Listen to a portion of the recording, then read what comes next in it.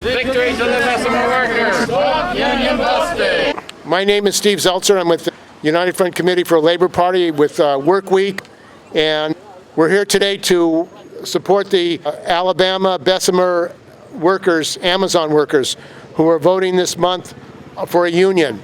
There's 6,000 workers there, and we are part of a national day of solidarity with the Alabama workers, Bessemer workers, called by the Southern Workers Assembly. Jeff Bezos, the owner of Amazon, he's worth $192 billion, and he doesn't really want to pay workers anymore, and he's spending millions of dollars fighting a union. What do you want? You want more money. That's what Jeff Bezos is about. And what we're here today in San Francisco in front of the Whole Foods store is to let people know that the Bessemer workers have support in San Francisco for their right for a union. The Bessemer Amazon workers should have a union, and they should not be fighting union busting, which they are. Union busting by Jeff Bezos. He's spending $3,200 a day for union busting consultants. They also have messages in all the bathrooms, and while they speed them up, in a mass speed up, they are not really letting off on pressuring these workers to vote against the union. Why is Jeff Bezos so afraid of this unionization drive at Bessemer, Alabama? The reason he's afraid of a union, it will cut into his profits. And what is Jeff Bezos about? Because this pandemic has made him even wealthier. The pandemic has actually increased the disparity of wealth in the United States. The billionaires are making more money, and poor working people, the regular people who do the work, the frontline workers, the essential workers, are basically being marginalized and struggling to survive. In San Francisco, the workers at Whole Foods can't afford to live here. And Jeff Bezos and Amazon just bought a square block in San Francisco near the rail station for $200 million, and they want to build a warehouse in San Francisco. They want to build an Amazon warehouse in San Francisco. And the reason they want an Amazon warehouse is because they want to expand their operation. Now, what will that mean? These workers who will be working at that Amazon warehouse can't afford to live in San Francisco. The workers who work at that warehouse will not have the protection of a union because Jeff Bezos will spend millions of dollars fighting their right to a union. And this is outrageous. It is supposed to be illegal, but there's really no enforcement. Hi, my name is Stephen Dibner. I live in the neighborhood, and until recently, I didn't know that Amazon was the same as Whole Foods and that they had bought them. And I'm a musician. I live in the neighborhood, and I am a proud union member since I was a teenager. And I just wanted to say, I didn't know until recently that Whole Foods and Amazon were the same thing. So people have so little, sense of why it's important to have a union. And I've lived here since this place across the street called Skin Spirit was an organic, sort of really fun grocery store. And they tried to start a union, and on Labor Day, the owners who were from a corporation in another state closed the place and fired all the employees. And it's been, I don't know the year, but it's been forever. And every year on Labor Day, somebody puts up a little sign just to remind them of neighborhood history.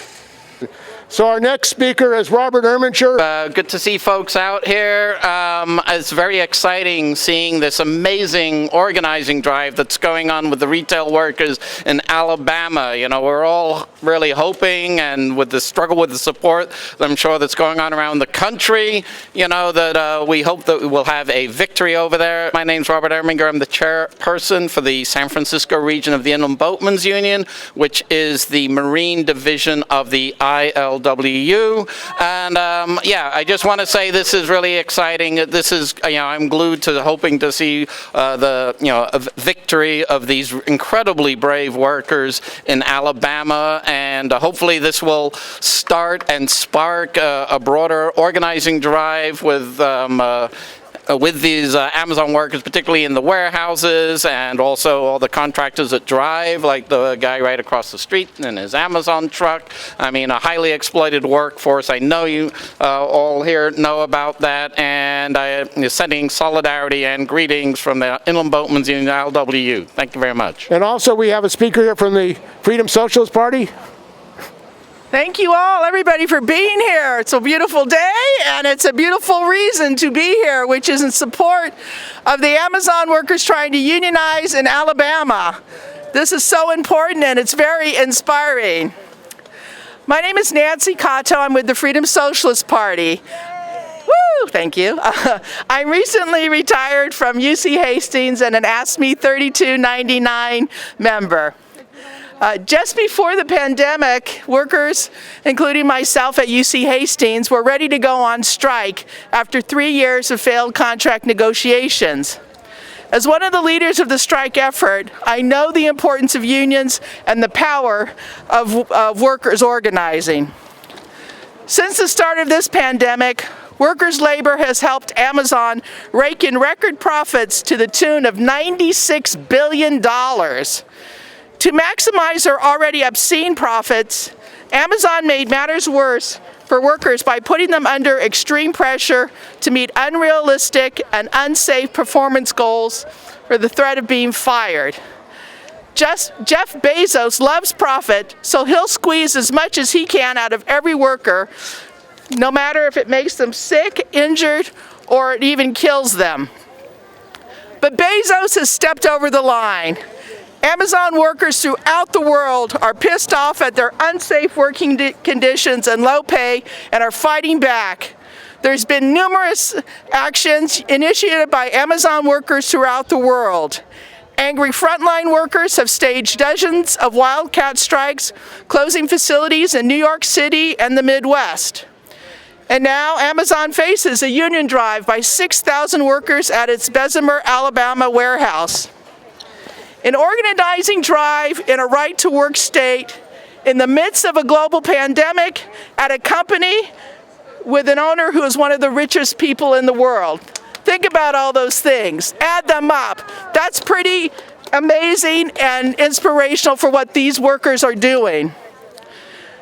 There's a lot wrong at Amazon, as well as Uber, other, big companies like that. But as black organizers, many who are already campaigning against racism and for better working conditions, who have been prominent leaders in the Amazon workers movement. Many have paid the price, some with their jobs, but they fought back and several beat the Goliath, and the others are still fighting.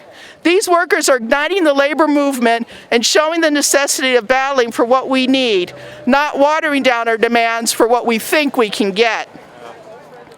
Forming the first ever Amazon workers union in the U.S. would likely ignite a trend of workers' victories. Their courage to defy their rapidly anti-labor bosses is a boost to organizing everywhere. It is a crucial development for the labor movement for an unprecedented number of the most exploited workers to take on the capitalist class so directly. The rebellion at Amazon holds promise for the increasing numbers working in warehouse jobs and beyond. A victory for the Bessemer workers is a global victory for all workers. Solidarity with all Amazon workers. Thank you very much. So our next speaker is Lisa Milos. She's a rank and file member of United Professional Technical Employees, and she's a worker at UC San Francisco. Hello. I'm here to discuss international solidarity, in particular my home country, Chile. As many of you know, there was an upheaval, a social uprising in October, which started in October 2019. And it's still going on, despite the pandemic, despite all the repression. And what is happening right now is there is more than 2,000 political prisoners. There's more than 2,000 political prisoners in Chile. Political prisoners who have been in jail or have been under house arrest. The majority, many of them have been in jail for all this time, facing incredible charges, trumped up charges, under the national security state of Piñera, the same national security state that Pinochet created. They're using lawfare. Lawfare, as many of you know, is a state-sanctioned repression that uses the law, the so-called law, against activists, against people who dare to stand up against tyranny. Why did these young people revolt? Why did they protest? It's the same conditions that they protest are the same conditions that are facing workers here today in the United States. It's the same families, billionaire families, that are repressing workers. Most of these young people are workers who could barely survive, who were also students who were seeing their parents and their grandparents starve because of the lack of support, lack of good wages, lack of benefits, and even lack of decent pensions. In Chile, it's the neoliberal model that was applied by the United States, Chicago boys against workers in the United States now and in Chile 40 years ago. And this is the result that we're getting. So I ask people to please be aware of the political prisoners in Chile, because that's where that's where the neoliberal model started, and that's where it's got to stop. We need to unite with workers and with youth and with students to stop these billionaires such as the Mate family, the Angelini family, the Luxic families in Chile, as well as the Bezos in the United States, because they are the ones that are destroying our lives, the workers' lives, and also the ecology of the planet. Thank you. We're here today in San Francisco at the Whole Foods, owned by Jeff Bezos, who doesn't have enough money apparently, so he's spending money to fight the unionization at Bessemer. And we say to the Bessemer workers, we've got your back. We've got your back. Victory to the Bessemer workers. Victory to the Bessemer workers. Victory to the Bessemer workers. Victory to the Bessemer workers. Victory to the Bessemer workers. And Jeff Bezos and Amazon are shocked that the Bessemer workers, who are 85% black, want a union. Well, actually that area was strongly unionized with steel plants and others. So their parents who were in unions are telling them they should vote for a union because they know what a union means. So this history of unionization in Bessemer, Alabama is going to educate people in this country that working people have a right to a union, working people have a right to decent working conditions. Because there are millions of workers now who are temporary part-time workers who Bezos and Uber and these companies have benefited from. And they're sleeping in their cars right here in San Francisco at Uber and Lyft. They can't survive. And joining us today is Edward Escobar with the Alliance of Independent Workers, who's been fighting for the Uber workers and part-time workers. Welcome, Edward. I'm Edward Escobar, the founder of the Alliance for Independent Workers, a driver myself. I've actually done some delivery. And wow, essential workers, definitely we are. And essential workers includes gig workers as well. Want to also celebrate in the UK a major victory against Uber that just happened. So our collaborators in the UK, Yassine Aslam, James Farrar, were victorious finally over Uber in the UK. So this sends a very powerful message to the tech titans of Silicon Valley that they cannot exploit workers, that workers are people and people come before profits. People come before profits. People come before profits. People come before profits. Here, you see Whole Foods is not really feeding the human being, the people here completely. There's nothing whole about the food from the tech titans. Jeff Bezos is bleeding us dry. Jeff Bezos, they're making a slight change from CEO. He's still pulling the strings, people. Don't be deceived. The tech titans, they always make their slight little changes behind the scenes, but it still are the same controllers. This exploitation game has got to stop. There's plenty of wealth to go around. They are trying to block the Amazon workers from getting organized. And unionization is one step of unity. In solidarity, that's all of us together. And together, si se puede, yes we can. Si se puede, yes we can. Si se puede, yes we can. Make a difference. Also, I want to speak to what's happening here right before our very eyes. Under the cover of COVID is a paradigm shift. And you're seeing the ushering in of AI, automation, self-driving technology, digital currency. All of these are control mechanisms. We need to pay attention to this. You've got a new form of capitalism called surveillance capitalism. And this is ushering in new mechanisms of control. So we need to be aware of all these because we are being dictated without us consciously knowing what we should be doing. We need to have a new awakening, people. Together we can make this happen in solidarity. So I'm going to leave you with this message because a lot of people are suffering, and this has to stop. Also, one other thing too is PPE. We need these protections in the workplace, people. OSHA is not doing their job. Everyone wants a reopening of the economy. We do too, but we want a safe reopening of the economy. A safe reopening to the economy. Let me hear you. A safe reopening to the economy. That means PPE. That means protections in the workplace. That means hazard pay. People in the front lines. This is wartime, people. This is wartime. People are dying. We've got close to 500,000 in the U.S. alone that are dying. This is an ongoing problem. It's not going to get better overnight. So together, in solidarity, we can find solutions together. Si se puede, yes we can.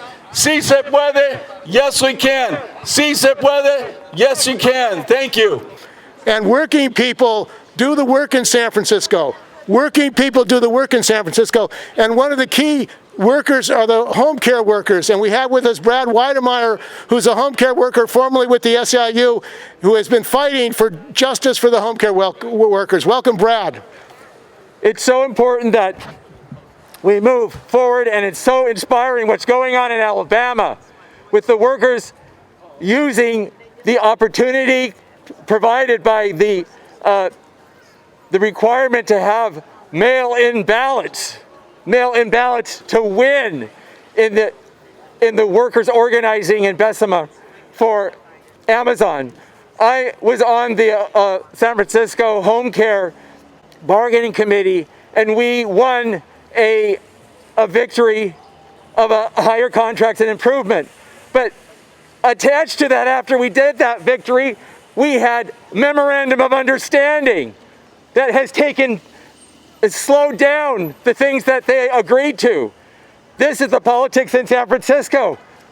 Amazon workers who wanted to discuss with the city about opening a Whole Food workers wanted to discuss with the city about opening a new Whole Foods at Mason and Geary. And the politics in our city we need to work on, because that planning commission, after the refusal to deal with the Whole Food workers to open that branch, there was a unanimous vote against Whole Food workers and workers moving forward. So we have a lot to do together. Hopefully we can band together for labor politics in this city and work in different ways to get together to advance the interest so we can afford to live here. Home care workers, we made some progress, but we had this imposed with the excuse of the COVID crisis to delay, to slow down, and maybe to have to give up some of the things we gained. So we need to have that backup that won't allow the Planning Commission to be unanimously against working people and wholesale workers, Whole Food workers, and not allow the advances that have been won at the bargaining table and through the mobilization of our membership to improve the ability of home care workers to remain in the city. Many of our members, every year it's a higher percentage, have to live way out and commute into the city to help the elderly and disabled who are on the IHSS program.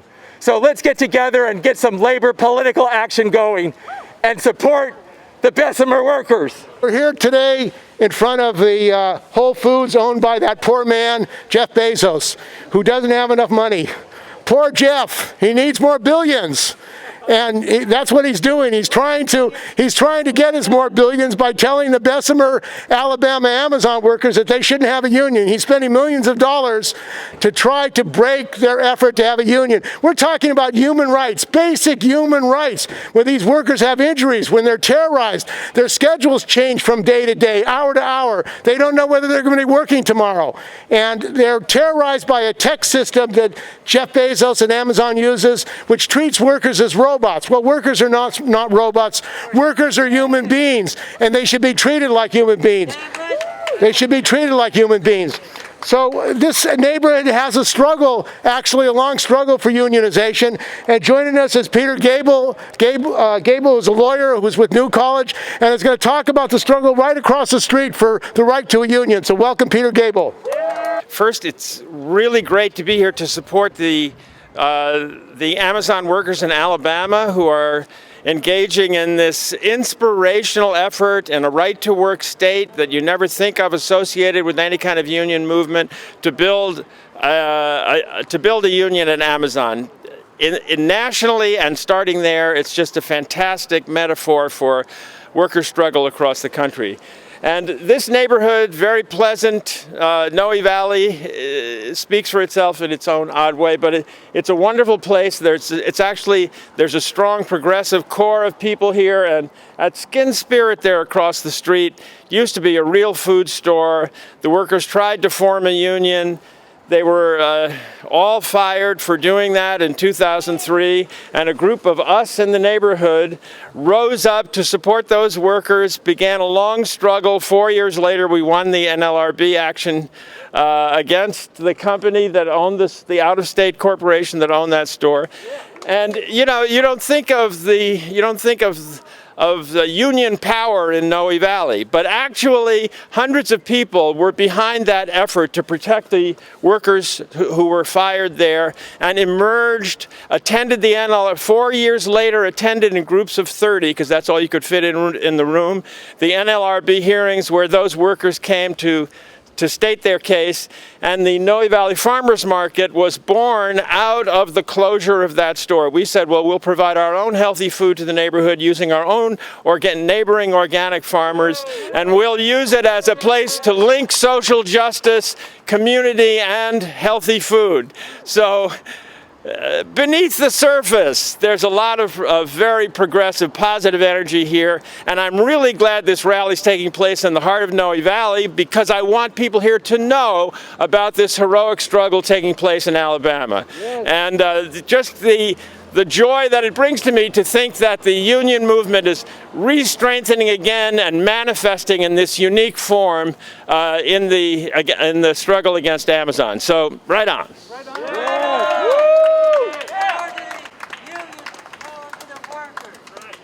Thank you, Peter. And that's what Jeff Bezos is afraid of. He's afraid that the Bessemer, Alabama workers will vote for the union, and that will be a sign that working people have had enough in this country. They've had enough of being exploited, dying on the job, and the kind of attacks that they face. Imagine being a frontline worker and an Uber driver, and you have to buy your mask from the owners of Uber, these billionaires. That's what they're requiring. They're requiring the Uber drivers to buy a mask from the company, from the billionaires who made money from Prop 22, which prevented them from unionization.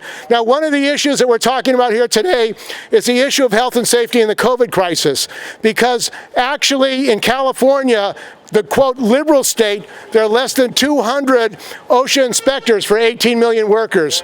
And this has to change. We need OSHA inspectors to protect workers so they're safe at the job, so these workers don't get COVID, so workers who are on the front lines are protected. And one of the people that we're going to have today is Charles Rackless, who's a OSHA inspector.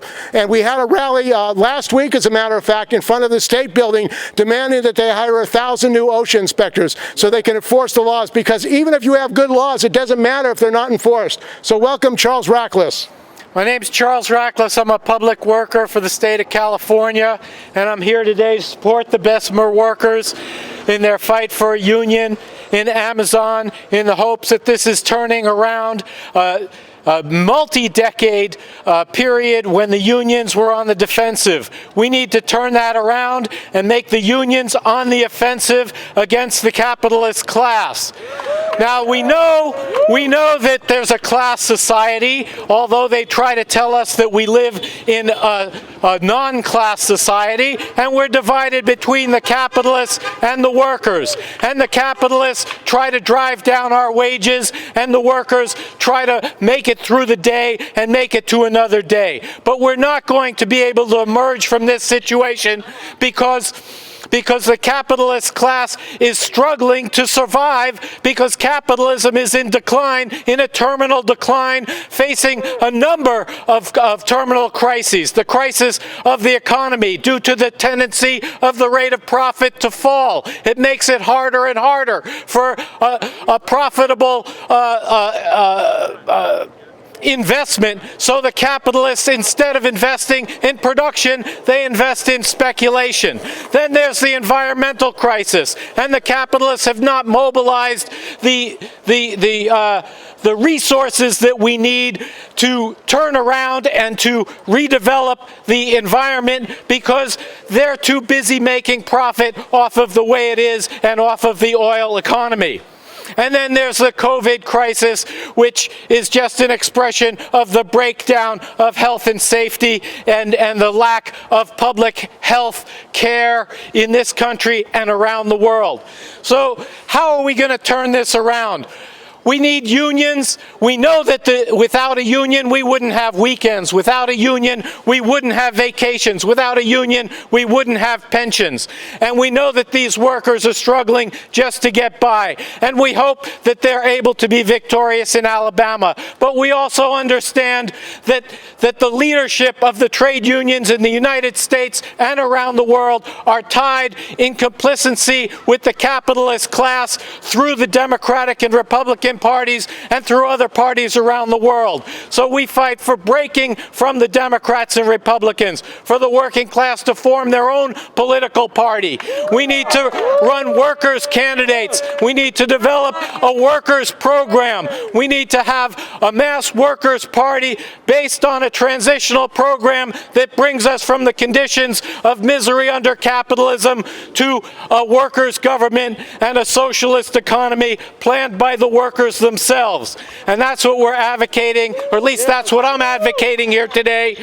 And that's the struggle that we need to take forward on the energy of the Bessemer workers. We hope they take this message. We hope that unorganized workers across the country take this message and organize the unorganized. Thank you very much. Yes. One of the things we have to realize is that this Amazon and Jeff Bezos want to control the world. They're about controlling the world, and they're about putting other people out of business, including small community businesses which would be shut down if Amazon dominates everything.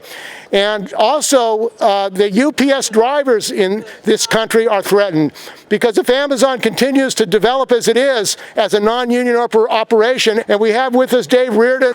Thank you everyone for being here and allowing me to speak. I want to say something about the lady from Chile mentioned the families. I think it's really important to mention the Bezos family. Mrs. Bezos is just as complicit and guilty as Jeff Bezos is. I Googled San Francisco billionaires. It's pretty simple. Even the Chronicle had some articles. There's about 25 at least billionaires reside in San Francisco. They control $124 billion. And I think it's really important, forgive me if you all already know this, but it's really important to understand this is not wealth. Jeff Bezos doesn't need any more wealth. This is the privatization of capital. That is capital that was socially generated and it's been privatized. And people like the Bezos family are structural parts. They're nodes of the capitalist system. The little bit of arithmetic I did indicated that about 4% of the billions, the 124 billion held by San Francisco billionaires, would solve the San Francisco budget deficit. Every day the Chronicle tells us there's no money for everything. Lately it's cable cars. About 4% of these billionaires' privatized capital would solve that problem. And lastly, Steve mentioned that many of the workers in Bessemer are black. I would point you to a book called The Other Slavery by Douglas A. Blackman, who goes deep into the history of Alabama, Bessemer, and Birmingham. And there's a lot to learn about the history there of the black workers. Thank you. No, it's Slavery by Another Name, Douglas A. Blackman. So our next speaker is Carol Seligman, who's a retired teacher, and she's been a supporter of the fight for workers. Welcome, Carol Seligman. I think the most inspiring aspect of this struggle in Alabama of the Amazon workers is that 6,000 of them may very well support a union. Collective action. That is what we're missing in this country right now, in the resistance to all the horrible things that speakers have talked about. Privatization, lack of health care, homelessness. The way that we have to solve these problems is through collective action, and it's been sorely missing. Our union leaderships are not promoting it. And yet, how many people here are retired? A bunch of us. And if we think back to, well, some of us have good pensions now, or decent pensions we could live on. We're housed. We had rights that we got through the unions that we worked for in our jobs. I was a teacher. I was not very well paid, but I had sick leave. I had a vacation that was paid. These are the things that were won through collective struggle. In fact, in this area of the country, they were won through massive general strikes of the longshore workers. And all the other unions that came about in San Francisco specifically came after the longshore general strike. It spread out to the city as a whole. And now we are relying on the Amazon workers in Alabama, in a non-union state, with no rights at all, totally oppressed by their bosses, who are among the richest people in the world, to set the example of collective action to win these rights that some of us had or have. And that is this is the most remarkable thing that's happened in years, that 6,000 workers are organized. They organized so far and won the right to have a vote on whether to have a union. That in itself is a tremendous victory. But now they might actually get that union, and that will set off, if that happens, everything is going to change in this country, because it shows again that collective action can produce results. Workers' collective action. We're not just each by ourselves, our own self, fighting against the powers that be, the individual capitalists, but we are a class. We're the majority. if we gather together collectively, we can fight and we can win. That's what must happen. The issue of pensions that were brought up is important because the capitalists don't like the fact that workers have pensions, particularly from private companies, and they want to get rid of pensions. They don't want pensions for workers. And we have with us Art Persico, who's a retired Teamster and with the San Francisco Great Panthers. Welcome, Art Persico. Thank you, Steve. Thanks for organizing this rally. Looks like, if you look at the parking lot, it looks a lot emptier than it did when we started, so I think we're having an effect. I want to endorse what Carol just said about collective action. What we're doing here is that, and we need it on a more and more massive scale, multi-issue, multi-sector. We all come together, we make demands, we get in the streets when it's safe to do so. We need to make our presence and our ethics and our feelings about what it takes to have a life on this planet. We need to make that known to other people, to emphasize the things like the Universal Declaration of Human Rights, which says everybody has the right to organize. We have ideals that we stand for as union members and as concerned citizens. There are tools of democracy, and unions are one of them. And the people in Alabama who are trying to make humane working conditions for themselves under the thumb of, Amazon deserve a little help. Congress could pass labor law reform. We could demand labor law reform. There's a PRO Act in Congress that is, the House will probably pass again this year. The Senate might be hard to do, but we're going to need to do something about the filibuster. We probably can't get rid of it. We should demand getting rid of it, but we can have it modified where you have to stand up and speak on the floor and hold the floor. We can't make it so easy to be defeated. We have to use the tools we have right now and push for better circumstances in the future, whether it's a People's Party, a Labor Party, or what. But right now, we have to do what we can. It's unseemly to have African American workers looking like they're on a plantation in Alabama right now. That is just disgusting. Unions give us dignity on the job. I retired 18 years ago. I had dignity on the job. If it wasn't for the union, I would have been a truck driver, plain and simple, without dignity. Everybody needs that. Everybody needs the benefits of the collective power of unions.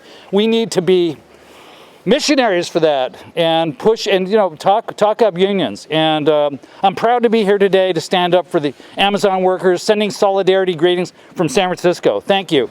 So our next speaker is Charles Minster, and Charles is a retired laborer and a supporter of workers' rights. Welcome, Charles Minster. Let's give first the shout out to the Bessemer Amazon workers to their victory.